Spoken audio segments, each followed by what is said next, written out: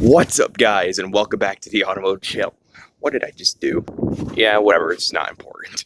So today it's going to be like sort of kind of another update video for you guys. I know, like mechanical or fun content in a while. Well, my previous two videos ago, I rode around the Duramax 440cc Kawasaki Mule around, a frozen lake, and that was fun. But other than that, I know my content's been boring lately, but I've been just like running out of ideas and whatnot.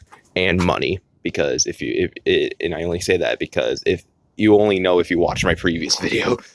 But yeah, today though, it's sort of kind of a special day. Well, it was like I'd say a week ago, because it's been a week since it's been I'd say 1 year and 1 week since I didn't buy, but got my pickup truck. Look, listen, I don't live off of friggin' daddy's money, okay? That joke is getting old. And I grew up very middle class, and my parents were only to get this for me because because at the time they recently sold their other house, and they decided to use the leftover money to, get the truck. So yeah, it has been exactly 1 year and 1 week since I have gotten this truck, and I wanted to show y'all some updates about it. Like what has been like owning an OBS Chevy truck this clean for that long. But I'll tell you one thing, it's actually not so bad. So it feels and drives like a normal car. Well, except the suspension's stiffer, the gas pedal and the pedals feel a little bit weirder than the newer cars. But other than that, it ran and drove pretty much like a normal car. Well, except it had like some of its 90s problems and whatnot. And whoops, did not mean to spoil those yet. You can see, the new taillights that I've just installed on these recently. There will be a video on these coming out soon, I promise, alright? There will be a video on the LED lights coming out soon. But for now, just pretend these are the factory taillights. But yeah. So yeah, over the past year of me owning and driving this truck, it has been pretty fun. So yeah, for example, when I go ahead and climb in here, I actually kept this thing relatively clean on the inside. Yeah. And it has just been that way for, the all times being. I gave this thing a wash every now and then. I changed the oil whenever it needed to. And not to mention, speaking of, a friggin' package of AMSOIL came today, which is awesome.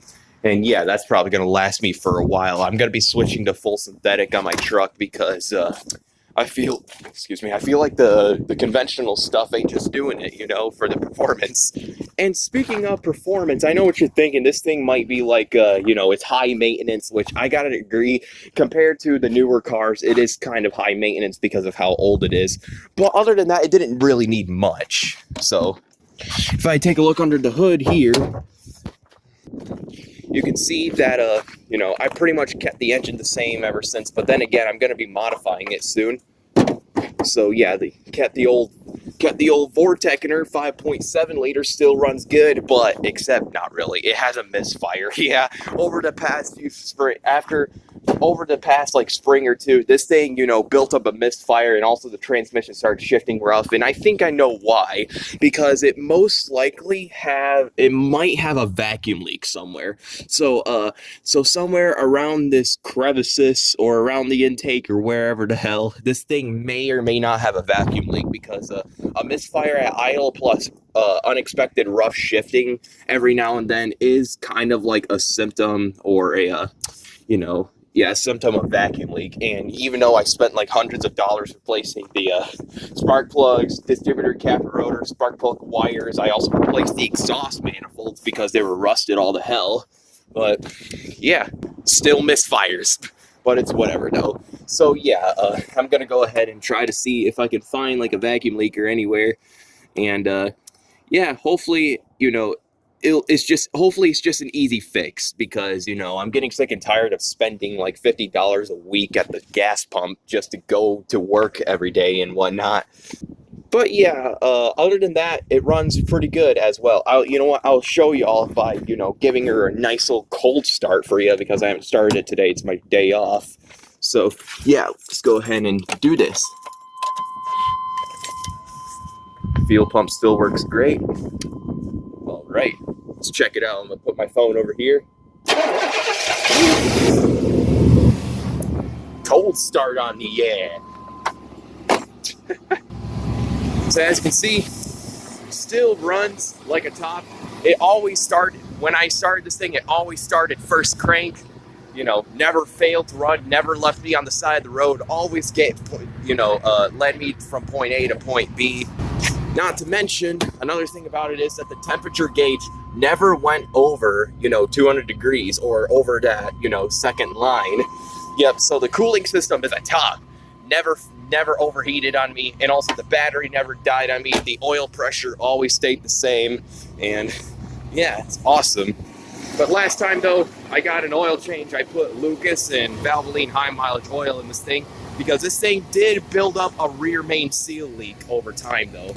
Yeah, that's another rather sad thing that happened. This thing built up a rear main seal leak, but it's all right though. Put some thick stuff in it and it sealed it right up temporarily.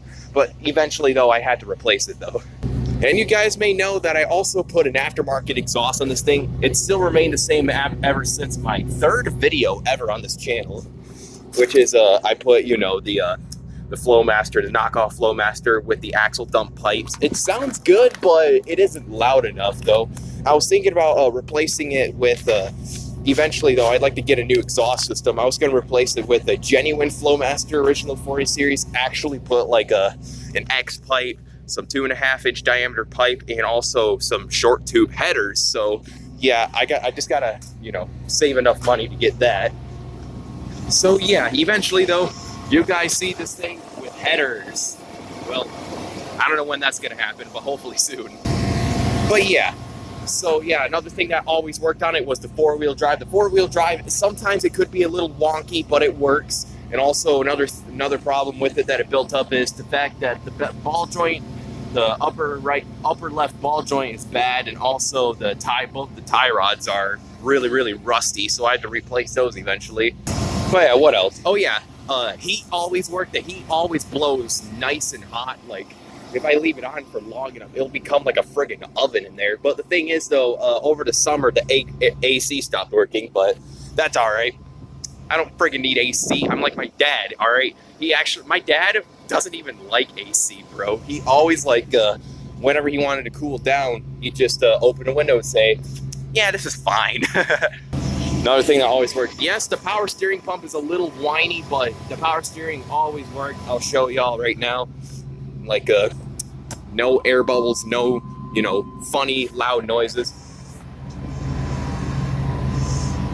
Yep, just like so. And you know what? I'll tap the gas pedal for y'all to give y'all a couple of revs just to show y'all what this sounds like.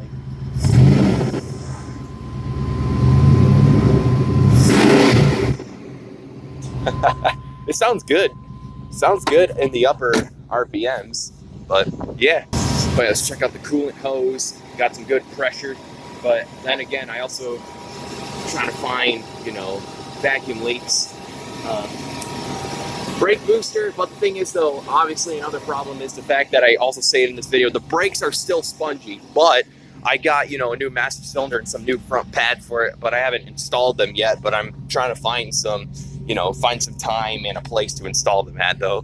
But yeah, when I also got this thing also came with the K&N air filter, which I thought was pretty funny. I'll go ahead and open her up to show y'all. There it is. Yep, there's K&N air filter, which needs to be washed, yeah, it needs to be washed.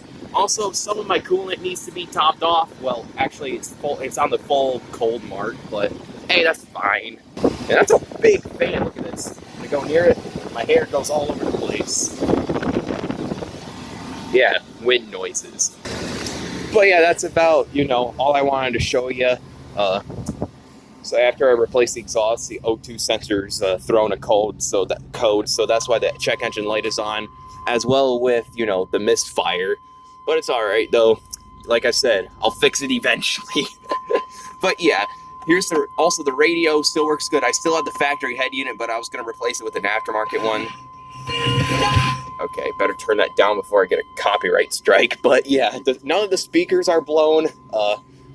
Lights always work, but the thing is though, one of my turn signals started hyper flashing, but then again, that's probably due to a bad load resistor in one of the LED taillights, but then again, that's something to discuss in a future video though. So, yep, that's all I had to show you. Let's check out the fuses. Fuses, they're there. And honestly, I kind of like the fact that this came with, like, I'd say either a color coder or some replacement fuses. Actually, are these replacement fuses? Oh yeah, they are. Check it out. That's pretty good. Anyway, this buzzer is bugging the crap out of me, so just go ahead and shut her off. And yeah, you guys get the gist by now. Still runs and drives. Not perfect, but it still runs and drives. Takes me from, you know, where I need to be takes me to where I need to be. Like, for example, work and also school. But I graduated. But yeah, this thing is she don't care. She'll still run. You can beat on them however the heck you want, but I want to beat old Lucille, all right? And yes, I gave this truck a name, Lucille. But it's whatever, though, right? It's still a good name. Comment down below if you think it's a good name. So yeah, there you have it. There's my rather short update video on, you know, a year after owning this truck. Yeah, it's been a year, you know, had our ups and downs, misfire, had to spend $1,000 on new manifolds. I also had, have to replace the brakes and ball joints. But hey, that's just that's just regular old maintenance on these trucks.